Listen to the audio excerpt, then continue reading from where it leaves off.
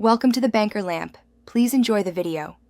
First, prepare the information you will need to find school-wise +2 results. Gather your roll number, registration number, and school code before you begin. Also, keep a valid photo ID handy in case the board requires identity verification. Next, verify the exact state or national board name so you use the correct website.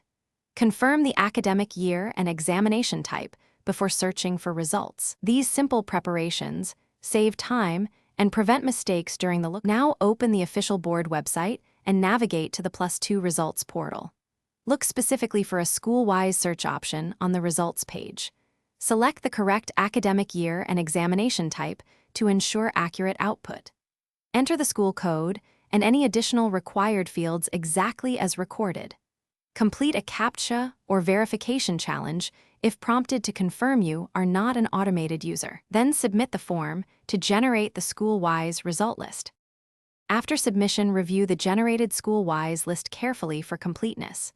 Check student names, roll numbers, and marks in each subject to ensure accuracy. Use the download or print option provided to save the school-wise results as a PDF on your device.